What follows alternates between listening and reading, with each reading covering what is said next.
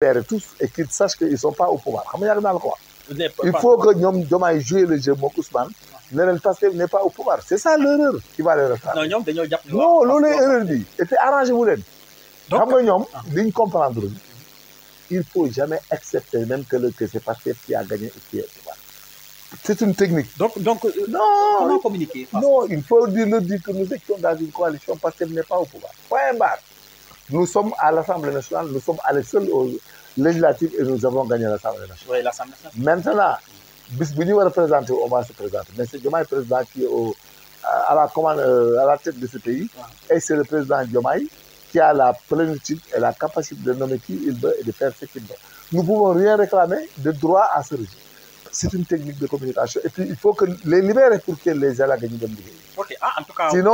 Sinon ils vont aller tôt ou tard seen kaw la jëm. Parce que boo demee ay Touba Mbacké ngay gis ñoo xam ne dañu toog xaar ku nekk boo ñëwee benn jour xool benn leader di wax ak moom boo demee wax ak kële kooku dig la amul lu mu lay wax parce que il va pas dire que mënuñu dara ci yow. Donc il faut arrêter tout de suite et leur faire comprendre que Pastef n'est pas au pouvoir. Je répète, pour régler ce problème et calmer ces gens, il faut tout de suite leur dire maintenant que Pastef n'est pas au pouvoir. Nous n'avons rien à déclarer de droit au président Diomaye. Parce que c'est le moins discours. Oui, tout à fait. Voilà, parce que c'est Diomaye président qui est président, ils étaient dans une coalition. Parce que même situation, vous n'avez dégénéré, vous nous nommez Awa. C'était pas méchant. C'était l'histoire de la fréquentation des lieux qui a amené tout ce problème. Que ça soit complot ou pas, France, il y a une tombée vers Aïga. C'est hors de l'air. Beaucoup d'appels, il faut régler ce problème et l'occuper mondial. Je ne peux pas condamner. Les faits sont amnistiés, je pense. Ça ne fait pas de l'amnistie, non? Hein? Mais il faut aller vers l'avant et terminer cette histoire. Mais quoi, il n'y a pas de raser les murs, arrêter, continuer. Parce qu'actuellement, on est dans une gouvernance nationale et que nous avons besoin d'être gouvernés parce qu'on ne peut pas, nous aussi, nous permettre d'entrer dans une catastrophe intellectuelle, sociale, tout quoi, ce que vous voulez.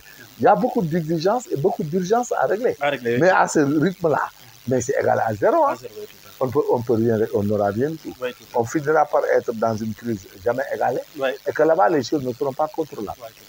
Tout à fait. Donc, nous sommes là, solo, donc on va passer. En tout cas, discuter. C'est pas au pouvoir. Il faut et puis, ce que l'on a constaté, moi, que Nebir Pastef, au-delà de Ousmane Sonko, pour avoir dégénéré, c'est lui la seule personne déjà. Non, Ousmane, il je lui avais dit ça avant. Je ne voyais pas contre le mais je lui avais dit. Vous allez tous avoir des problèmes. Et puis les gens, le problème, il y a ben nit dafa mën te porter tous les ministres. C'est-à-dire le problème qui se pose présentement. Mais je vous dis, il va aller à l'usure. Parce que s'il pense à la place de tous ces ministres-là, du coup, c'est top. Mais tout le monde le suit comme ça, il n'y a rien qui règle. Il n'y a rien qui règle.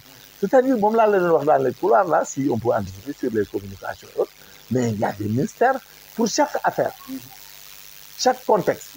Il faut le contexte qui a vis-à-vis du ministère d'une concerne. Ce ministre-là doit porter cela. Et lui, il sort et dit que notre gouvernement doit regarder. Domaine vous n'êtes que l'affecté à quelqu'un. Mais si tu portes n'importe ça, il faut qu'on arrête, qu'on divise les tâches, quoi. Et puis qu'ils cherchent des répondants. Il faut avoir des compétences avérées, des gens qui ont l'éloquence, la connaissance technique et la connaissance intellectuelle. Mon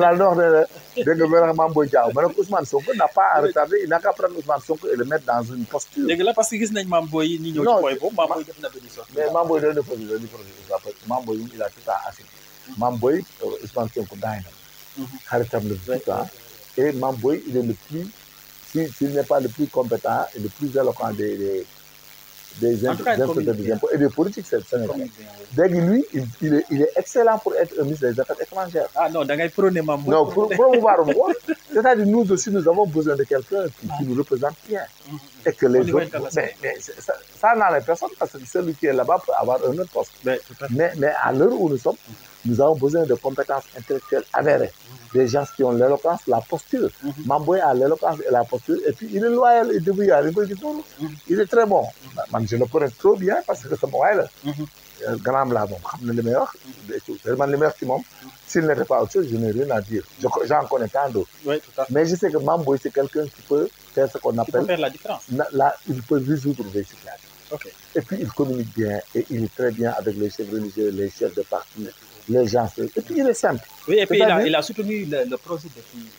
Non, il les a soutenus et il avait soutenu tout le monde. Bourg de Bimdef, on a compris.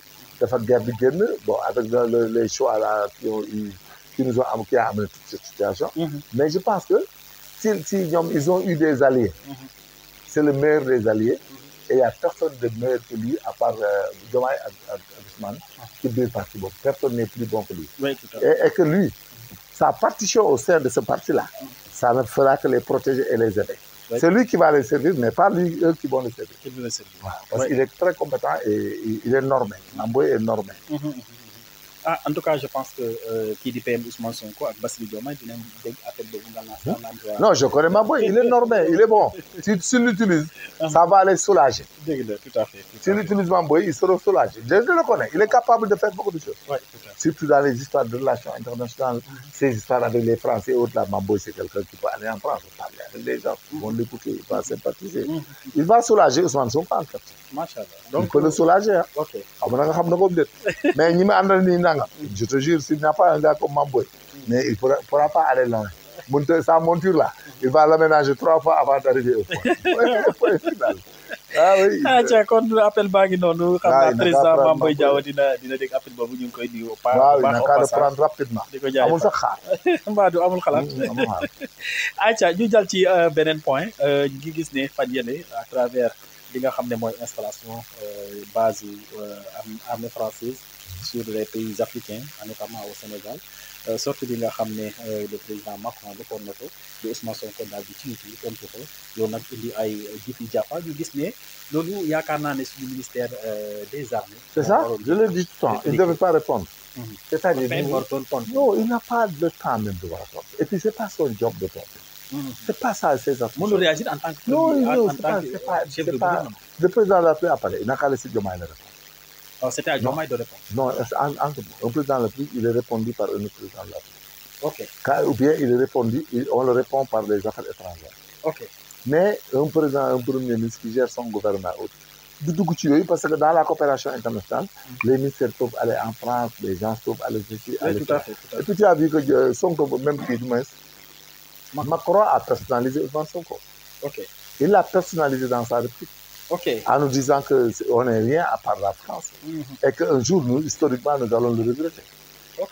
Mais Mais est-ce que le monde diable c'est menace à l'endroit du PM, à l'endroit du non, c'est-à-dire que maire a koy wax. Ok, Et puis ku maire aussi, il peut tout faire et tout dire. Hein. ok. Et puis nous sommes dans l'ordre mondial. Duñu xeeb benn menace.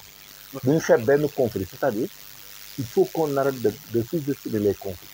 Ok, Nga Sénégal bi dans le monde bu kenn mënu lu ma dara kenn du ma dara waaju du dara day so. Gis nga il y avait un enseignement là dans les pays révolutionnaires, les pays dictateurs. Xam nga ban leçon la daan jox leen. ok. Naan woy quand tu as un adversaire politique, hein, il faut le combattre. Première hypothèse. Une deuxième hypothèse, il faut l'affaiblir pour qu'il ne puisse pas se venger. Tu as entendu le terme? Ok, la faible. loolu la ñuy jàngal nit ñi bu ñu la ko jàngalee. Là ñu bëri moo leen rey. Ok, Beaucoup de régimes et de chefs d'État moo leen rey. Gisoo même ñoom Cheikh Touré. Entre nous ñoom Cheikh Touré yi ngay dégg. ñooñu loolu moo leen rey. Cheikh Touré du PS. Non, les Cheikh Touré à l'époque, les Cheikh Touré président. Ils avaient cette Cheikh Touré président. Oui, ils avaient la même pratique. Maintenant, il faut combattre l'ennemi, il faut l'affaiblir tout ce qui ne puisse pas se venger. Ok. Xam nga déjà, le terme se venger, c'est quelqu'un boo xam ne ko tooñ. Oui, d'accord. Léegi mais malheureusement léegi nous sommes dans un monde boo xam ne les gens savent se venger. Et comment se venger. Ok, Léegi amul koo xam ne mënut a fay. Loolu def nit mën na fay. tout à fait. Le terrorisme là que tu vois là, mais voilà, le terrorisme il est en train de nous Massacrer. lim ñu yàqal France yàq ko États-Unis yàqal ñu ko même en Afrique. Le Bénin dégg naa ko dégg dañ leen a laal ak Niger xaw ma Burkina Faso.